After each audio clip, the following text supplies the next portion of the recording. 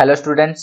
आज के इस वीडियो में हम लोग डिस्कस करेंगे बुक का यूनिट 6 जो है कंप्यूटर आर्किटेक्चर अर्थात कंप्यूटर की संरचना।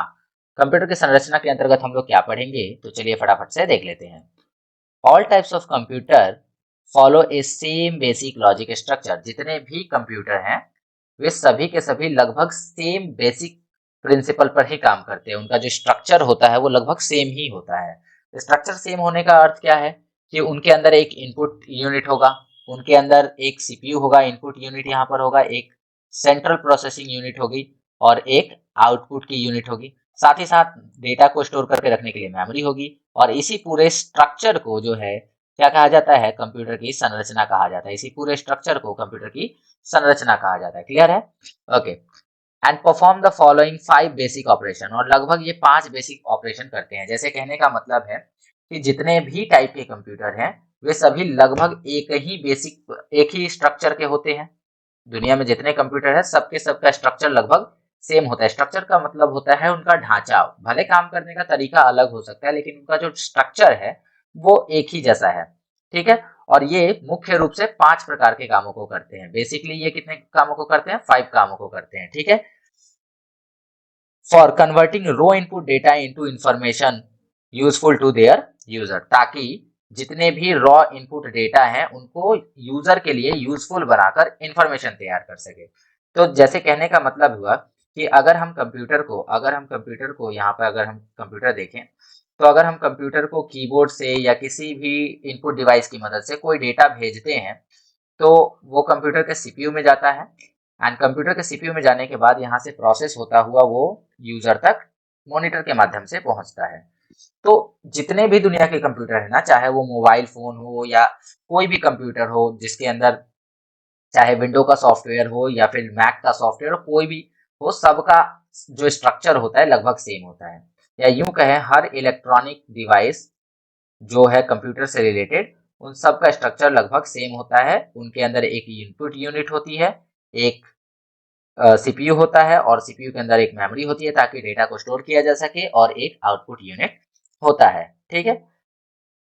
कंप्यूटर को पीढ़ी के अनुसार, कार्य के अनुसार और आकार के अनुसार कई भागों में बांटा गया है। जैसा कि हमने पिछले क्लासेस में देखा कि कंप्यूटर को काम के आधार पर, उसके जनरेशन के हिसाब से या फिर उसमें यूज होने वाली टेक्नोलॉजी के आधार पर कई सारे भागों में बांटा गया था। लेकिन शुरुआत से अब तक कंप्यूटर की जो संरचना है उसमें कोई बदलाव नहीं आया है। बट देखो, काम करने के आधार पर जितने भी कंप्यूटर हैं उनको काम के आधार पर और उसमें यूज होने वाली टेक्नोलॉजी या फिर उसमें यूज होने वाले जो डिवाइसेस हैं उनके आधार पर कंप्यूटर को, किसी को मिनी कंप्यूटर कहा गया, किसी को माइक्रो कंप्यूटर कहा गया, कोई मेन फ्रेम कंप्यूटर होता है, कोई लैपटॉप है, कोई पाम टॉप है। तो अनेकों कंप्यूटर्स की कैटेगरीज हैं लेकिन सबका जो स्ट्रक्चर है ना वो यही बेसिक स्ट्रक्चर है। इनपुट लेना, प्रोसेस करना, स्टोर करना और आउटपुट देना, ये लगभग सबका स्ट्रक्चर है। इसी वजह से इसे कंप्यूटर आर्किटेक्चर कहा जाता है। होप कि आपको ये चीज समझ में आ गई होंगी। चलिए आगे बढ़ते हैं।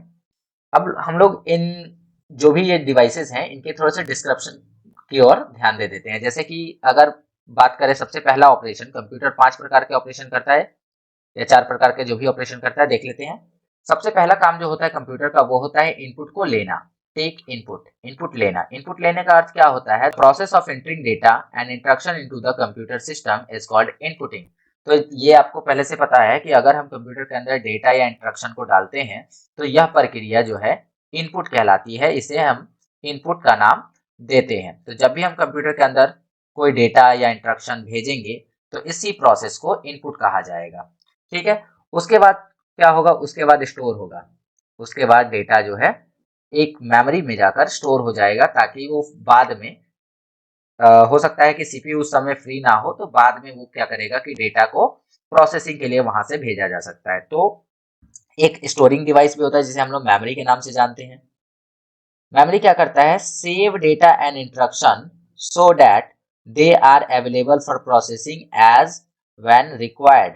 मतलब ये डेटा और इंस्ट्रक्शंस को स्टोर करके रख लेता है ताकि जब इसकी जरूरत पड़े तो उसे प्रोसेसर को अवेलेबल कराया जा सके, प्रोसेसिंग में उसको भेजा जा सके। ये इसका मतलब हुआ। प्रोसेसिंग डेटा उसके बाद में क्या होता है, तीसरा जो बेसिक इसका काम है वो है कि डेटा को प्रोसेस करना। अभी देखिए यहाँ पर प्रोसेस किस प्रकार से चल रहा है, तो प्रोसेस कुछ यूं चल रहा है कि सबसे पहले डेटा को लेना है। कंप्यूटर का काम क्या हो रहा है, सबसे पहले ये डेटा को ले रहा है। डेटा को लेने के पश्चात ये उसे किसी डिवाइस के अंदर स्टोर कर दे रहा है। वो डिवाइस कुछ भी हो सकती है, वो डिवाइस आपका मेमोरी भी हो सकती है, वो डिवाइस आपका हार्ड डिस्क भी हो सकता है, सीडी कैसेट भी हो सकता है। तो किसी ना किसी ड्राइव के अंदर, किसी न किसी मेमोरी कार्ड के अंदर ये डेटा को स्टोर कर दे रहा है। स्टोर करने के पश्चात डेटा की प्रोसेसिंग होगी। कंप्यूटर के द्वारा क्या की जाएगी, डेटा की प्रोसेसिंग की जाएगी, प्रोसेस डेटा। अच्छा, डेटा को प्रोसेस करने का मतलब क्या होता है, performing arithmetical logical operation on data, मतलब डेटा के ऊपर कुछ गणितीय, कुछ तर्क वाले ऐसे कुछ कुछ ऑपरेशंस अप्लाई करना होगा, ठीक है, on data, order to convert them into useful information, ताकि उससे एक यूजफुल, एक मीनिंगफुल इंफॉर्मेशन को तैयार किया जा सके। उदाहरण के लिए यदि हम कंप्यूटर को प्रोवाइड करते हैं 2+5, देन 2+5 जो है वो इनपुट है, 2+5 जो है वो इनपुट है। इनपुट होने के पश्चात यह मेमोरी में कहीं ना कहीं जाकर स्टोर हो जाएगा। ये कंप्यूटर में जाने के बाद कहीं ना कहीं स्टोर रहेगा, और जब इसको प्रोसेस किया जाएगा, जब इसका प्रोसेसिंग कंप्यूटर के द्वारा किया जाएगा, तो प्रोसेसिंग होने के बाद इसका एक रिजल्ट मिलेगा जो कि यूजर के लिए काफी ज्यादा मीनिंगफुल होगा, यूजफुल होगा, ठीक है। तो ये तो एक सिंपल सा एग्जांपल था। इसी प्रकार के जितने भी काम है वो कंप्यूटर करती है, ठीक है, कंप्यूटर का यही काम होता है। And the last is output information. इसका मतलब है कि जब आपने डेटा को स्टोर कर लिया है, प्रोसेस करा लिया है, प्रोसेस होने के बाद उसका जो रिजल्ट है वो तैयार हो गया है, तो आपको कंप्यूटर के द्वारा वो रिजल्ट प्राप्त हो जाएगा, ठीक है। The process of producing useful information और result for the user such as printer, printed report और विजुअल डिस्प्ले। तो कहने का मतलब यहाँ पे सिंपल है कि एक प्रक्रिया जो जिसमें क्या होता है कि इंफॉर्मेशन या जो भी रिजल्ट कंप्यूटर के द्वारा बनाया गया है वो यूजर तक पहुंचा दिया जाता है, ठीक है। जैसे कि किसी रिपोर्ट को प्रिंट करके या फिर मॉनिटर के ऊपर ही उसको शो करा के यूजर तक पहुंचा देने को ही क्या कहते हैं हम, आउटपुट इंफॉर्मेशन। तो इसके पहले भी आप लोगों ने कई बार पढ़ा, इसके पहले आप लोगों ने पढ़ा कि कंप्यूटर 3 प्रकार के कामों को करता है। पहला काम इसका होता है इनपुट का। इनपुट के अंतर्गत कंप्यूटर डेटा को अपने अंदर एक्सेप्ट करता है, कंप्यूटर के अंदर डेटा को भेजा जाता है।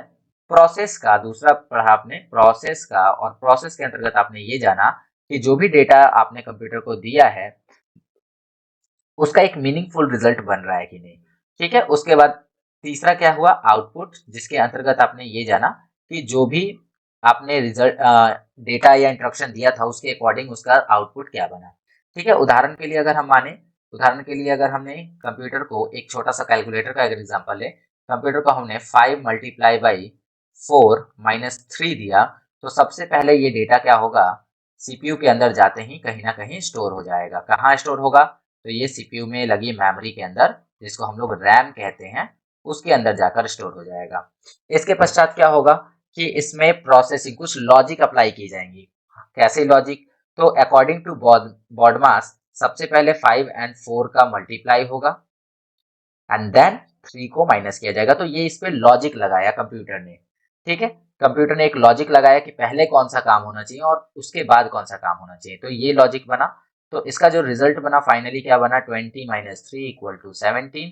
तो ये जो रिजल्ट बना, ये रिजल्ट यूजर तक पहुंचाएंगे, तो इसी चीज को क्या कहा जाएगा, आउटपुट इंफॉर्मेशन, ओके। तो ये पूरी प्रक्रिया होती है कंप्यूटर के काम करने की, और इसी चीज को हम लोग क्या कहते हैं, कंप्यूटर आर्किटेक्चर कहते हैं, कंप्यूटर की संरचना कहते हैं। तो हर एक कंप्यूटर दुनिया का इन्हीं संरचना से मिलकर बना है, जिसमें इनपुट यूनिट होता है, सेंट्रल प्रोसेसिंग यूनिट होता है, आउटपुट यूनिट होता है, और साथ ही साथ डेटा इंस्ट्रक्शन को स्टोर करने के लिए मेमोरी भी लगी होती है।